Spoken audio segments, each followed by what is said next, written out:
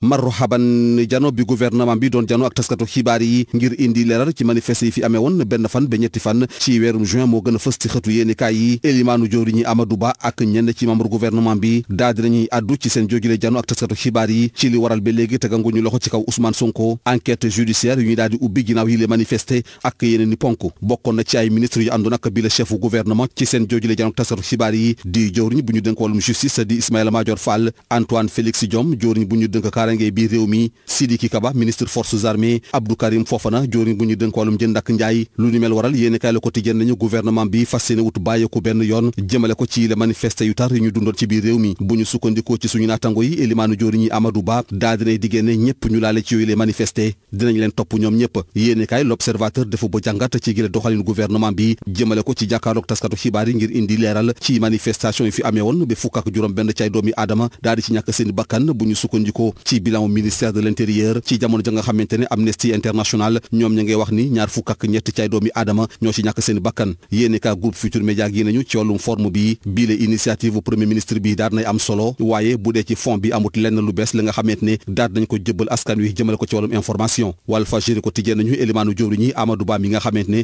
moo daal di ubbi bii la conférence de presse daal dina alerté ci ab menace bi mu jàpp ne mu nga yott Sénégal ba tax mu jàpp ne yi la manifestation ya nga xamante ne daal dinañ leen dund ci fan yi lenn waralu leen lu dul ab yéene bi nga xamante ne daal nañ koy am ngir déstabiliser réew mi te lu ni mel mu ngee door ak benn cyber attaque mi nga xamante ne ab sabotage moo ci toftalu jëmale ko ci yàq-yàqeet ay jumtuwaay yu am solo ci biir réew mi enquête nañu ñeenti ministre lañu woon ña nga xamante ne dañoo costume daal di karavatu ba jekk ñoo jaakaarloo woon ak taskatu xibaaru réew mi ak ñu jóge ci bitim réew ni ki démb ngir indi leeral ci la manifestation yu doy waar yu ñu dund ci fan yi Le Soleil mel ni kuy tënk mbir mi ne ñu nguur gi daal dinay leeral yëf ya Sud Quotidien daal di koy feelu ne ñu gouvernement bi daal dinay wax yi déggam ana ban xibaar bu bees moo tukkee ci biir conférence de presse bu gouvernement bi doon amal fukki fan ak juróom ginnaaw yi la manifestation L'Info mu samp laaj bu ni mel suñu naataango yi daal di ci indi tontu ne ñu dara beesu ci critique yéen kaay nañu gouvernement bi daal nay génn ni ki démb ngir indi bu jubbanti fësal itam ay dëggam li jëm ci bakkan yu rot ci les manifestations mbirum Ousmane Sonko ak leeral yu tukkee ci police tribune yéen kaay mu ngay xam le ni gouvernement bi daal dinay génn ni ki démb ngir indi ci leeral waaye convaincre la laas yéen kaay mel ni kuy dëggal mbir bu ni mel ne lu jëm ci enquête bi ñu wax ni daal nañ koy ubbi ginnaaw bu fukki bakkan ak ñeent rote ci mars 2021 Ismaïla Madior Fall di joriñ bu ñu dénk wàllum yoon ak yoonal taxawu ci dafa ñëw rek daal di jàll laata muy xam le ni ay information judiciaire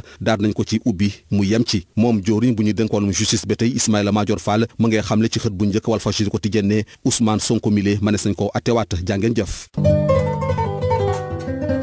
Les journaux sénégalais parus ce vendredi relaient largement les explications données lors d'une conférence de presse par le gouvernement à la suite des violences survenues entre le 1er et le 3 juin. Le Premier ministre Amadou Ba et quelques membres du gouvernement se sont prononcés sur la non-arrestation d'Ousmane Sonko, les enquêtes judiciaires ouvertes à la suite des violences et d'autres sujets. Il y avait aux côtés du chef du gouvernement les ministres de la Justice et de l'Intérieur Ismaïla Madior Fall et Antoine Diome et leurs collègues chargés des forces armées et du commerce Sidiki Kaba et Abdou Karim Fofana. Le gouvernement ne compte pas rester passif devant les derniers violents événements, commente le quotidien qui relaie sur sa une la promesse faite par le Premier ministre Amadou Ba de faire en sorte que toutes les personnes impliquées dans les violences répondent de leurs actes. Il fallait des mots pour penser les mots que ressentent les populations dans ce contexte lourd de tension, commente l'Observateur. Le quotidien du groupe Futurs Médias parle de l'initiative gouvernementale de s'expliquer devant les journalistes à la suite de violences à l'origine de la mort de 16 personnes, selon le ministère de l'Intérieur. Amnesty International faisant état de 23 morts. Sur la forme, c'est important que le Premier ministre ait pris l'initiative, reconnaît un analyste interrogé par ce journal, lequel ajoute, s'agissant du fond, qu'il n'y a pas un élément nouveau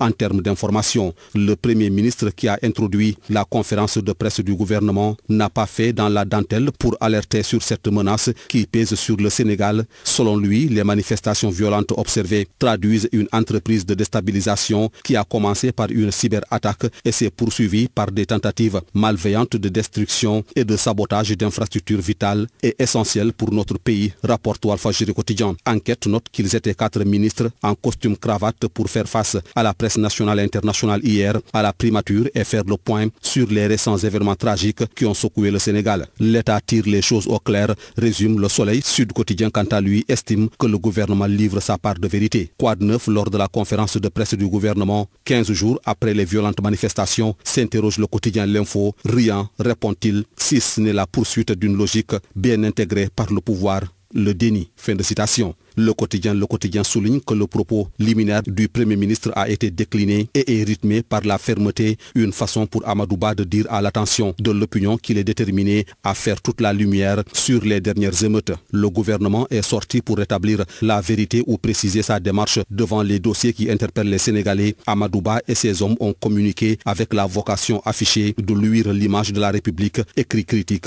incohérence de la police, situation de Sonko. Le gouvernement s'explique sans convaincre, titre le quotidien Tribune. Ousmane Sonko pourrait être rejugé, une révélation du ministre de la Justice Ismaïla Madior Fall, à lire dans Walfadjri quotidien. Le journal LAS affirme concernant les enquêtes après la mort de 14 personnes en mars 2021 qu'Ismaïla Madior Fall a été évasif. Le garde des Sceaux s'est limité à déclarer que les informations judiciaires ont été ouvertes. Bonne et agréable lecture à toutes et à tous.